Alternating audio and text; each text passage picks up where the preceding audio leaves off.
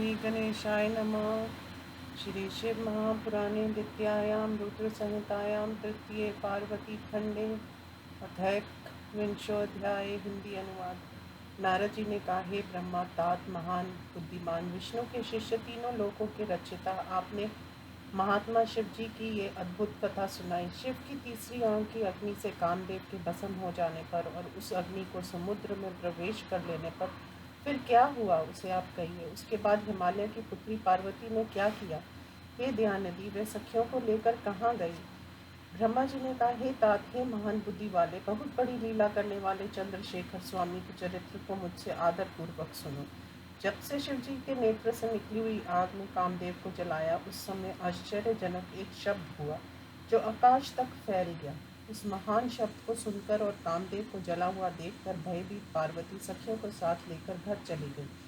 उस शब्द से चकित होकर हिमालय परिवार सहित कन्या के कष्ट का विचार कर वहां गया। अपनी कन्या को व्याकुल देखकर गिरिराज दुखी हुए और शिव जी के विरह से रोती हुई अपनी कन्या के पास गए। उसका हाथ पकड़कर उसकी दोनों आंखों को पोंछकर, हे पार्वती, मत डरो और मत रो, ऐसा कहकर उसे शांत किया। अत्यंत व्याकुल उस पार्वती को गोद में लेकर गिरिराज हिमालय शीघ्र उसे समझाते हुए अपने घर ले आए। कामदेव को जलाकर शिव जी में अंतर्ध्यान हो जाने पर उनके विरह से पार्वती व्याकुल होकर कहीं सुख नहीं पा रही है। वह पार्वती पिता के घर जाकर माता से मिलकर अपना पूर्ण जन्म हुआ सा मानने लगी।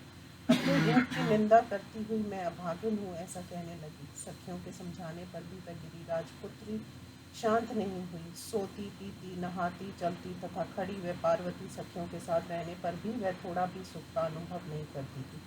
मेरे स्वरूप, धर्म तथा कर्म को धिक्कार है, सदा ऐसा कहती हुई शिव जी की चेष्टाओं का स्मरण करती रहती थी। इस प्रकार वह पार्वती शिव जी के विरह से दुखी हृदय वाली किसी प्रकार सुख न पाकर प्रतिक्षण शिव शिव कहा करती थी। पिता के घर में रहते हुए भी उसका मन सदैव शिव जी से लगा रहता था। हे तात, वह शिव जी का स्मरण करके बार बार अचेतन हो जाती थी। हिमालय, मेनाक आदि भाई उस पार्वती को समझाते थे कि तू शिव जी को भूल जा, तो भी वह नहीं मानती थी। हे नारद, तब इंद्र ने तुम्हें इस कार्य के लिए नियुक्त किया और तुम इच्छा पूर्वक विहार करते हुए हिमालय के पास पहुंचे। महात्मा हिमालय ने तुम्हारी पूजा करके कुशल पूछकर उच्च आसन पर तुम्हें बैठाया। तब गिरिराज ने प्रारंभ से अपनी कन्या की बातें सुनाई और कहा, इस प्रकार मेरी कन्या शिव जी की सेवा में तत्पर थी। इसी बीच शिव जी ने कामदेव कर दिया। इतना सुनकर हे मुनि, तुमने शैलराज से कहा कि तुम उस कैलाशपति शिव का भजन करो। ऐसा कहकर शिव जी का स्मरण करते हुए तुम चल दिए। उसे छोड़कर फिर हे मुनि, लोककारक ज्ञानी तथा शिव जी के प्यारे, तुम शीघ्र ही एकांत में काली के पास गए। सब ज्ञानियों में श्रेष्ठ तुम काली के पास जाकर उसे समझाकर उसके हित में लगे हुए तुमने उससे सत्य वचन कहे। नारद जी ने कहा, हे काली, दयापूर्ण मेरी बातों को सुनो। ये तुम्हारे लिए हितकर, विकार रहित और तुम्हारी इच्छा को पूर्ण करने वाली है। तुमने तपस्या के बिना अपने स्वरूप के घमंड में आकर शिव जी की सेवा की। दोनों के ऊपर कृपा करने वाले शिव जी ने तुम्हारे उस घमंड को चूर चूर कर दिया। तुम्हारा वह स्वामी महादेव विरक्त तथा महायोगी है। हे शिव, उस भक्त प्रिय ने कामदेव को जलाकर तुम्हें छोड़ दिया है। इसलिए तुम तपस्या द्वारा चिरकाल तक शिव जी की उपासना करो। तपस्या से पवित्र हुई तुमको शिव जी अपनी पत्नी बना लेंगे। तुम भी कल्याणकारक शिव जी को कभी छोड़ नहीं सकती हो। हे देवी, तुम भी हठ के कारण शिव के अतिरिक्त दूसरे को पति स्वीकार मत कर लेना। ब्रह्मा जी ने कहा, हे मुनि, तुम्हारे इस वचन को सुनकर वह गिरिराज पुत्री काली सांस लेकर हाथ जोड़कर तुमसे कहने लगी। शिवा ने कहा, हे प्रभु, तुम तो सर्वज्ञ हो, संसार का उपकार करने वाले हो। शिव की उपासना करने के लिए मुझे मंत्र दीक्षा दीजिए। सद्गुरु के बिना कोई भी कार्य सिद्ध नहीं होता है। इस सनातन सत्य को मैंने पहले सुना था। ब्रह्मा जी ने कहा, पार्वती के इस प्रकार के वचन को सुनकर मुनिवर ने विधि पूर्वक उसे शिव जी के पंचाक्षर मंत्र नमः शिवाय का उपदेश दिया।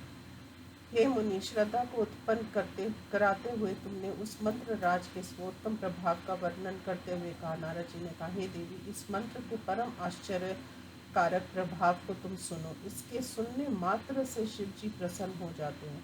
ये मंत्र सभी मंत्रों का राजा है, इच्छाओं को पूर्ण करने वाला है, भुक्ति मुक्ति देने वाला तथा शिव जी को अत्यंत प्रिय है। हे सुंदरी, जिसे विधि पूर्वक जपने से वह शीघ्र ही तुम्हारे सामने प्रत्यक्ष हो जाएंगे। उनके स्वरूप का ध्यान करती हुई तू 5 अक्षर वाले उक्त मंत्र का जप कर, शिव जी शीघ्र प्रसन्न हो जाएंगे। इस प्रकार पार्वती तुम तप करो, क्योंकि शिव जी तप से ही प्राप्त हो सकते हैं। सभी तप के फल को ही प्राप्त करते हैं, यही सत्य है।